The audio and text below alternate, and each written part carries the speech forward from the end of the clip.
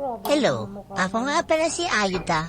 3 taon na ako. Meron ako 2 asawa at 2 buhay na anak. At ang the rest, patay na. Igagala ko ng 2 kong mami. Siyempre, iihi muna ako. Mamarkahan ko ang teritoryo ko. Amoy-amoy dito, amoy-amoy doon.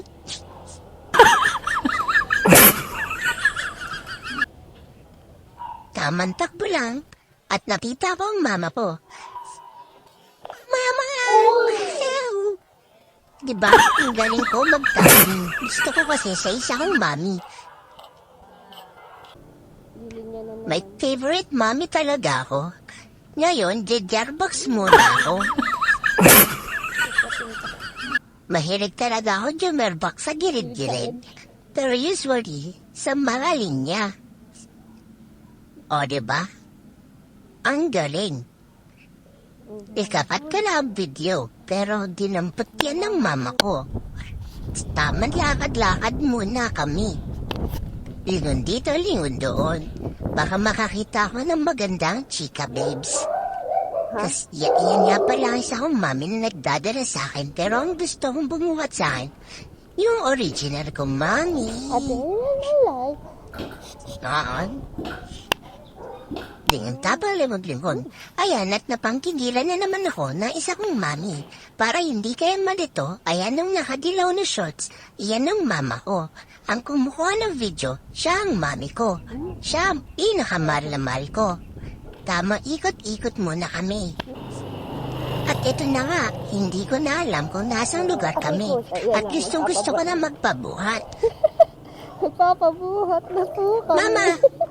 Uy, Mami! baka mabaldog biwa. Mama! Mami! Mami! Hayaan mo lang. Buhat ako! Para masanay. Buhatin mo ako, Mami! Mami! Hoy! Hoy, Mami! Mami! Ayoko na maglakad. Hindi niya na alam yung lugar. Ah! Di nila ako binuhat. Gusto nilang masanay ako maglakad-lakad. Pero gusto ko talaga magpabuhat. Dahil sabi nila, big boy na ako. Mama! Buhatin mo ako, Mama! Diretso lang, mahal ko. Sabi niya, dumiretso lang daw ako ng lakad. Umamoy-amoy na ako ng dahan-dahan. Hindi ko talaga alam to. Gusto ko na magpabuhat talaga. Iyak na ako niyan. Mami, buhatin mo ako. May dumaan pang tricycle. Iniwan na ako ng mami ko. Kaya lalo akong nagwawala. Mami! Ayaw talaga nila ako buhatin. Ayaw mo na maglakad. Basta hindi ko alam ang lugar, hindi ako maglalakad. Pero pinilit talaga nila ako maglakad. Wala naman akong choice. Eh di eto, takbo-takbo na lang. Ayos. Naman takad, taman lakad. Ayan na. Niiyak-iyak pa ako dyan. Gusto ko talaga sa isa kong mami eh. Ayoko dito sa mama ko. Alam mo na yan. Mahigpit to. Ayun na, diretso na lang bahay na. Hindi lang makabuhat yung isa kong mami dahil magapa ang kanyang bunganga. Sorry. Panay tingin ka na sa mami ko dahil gusto ko na talaga sa kanya. Huwag mo na akong antayin. Eto na.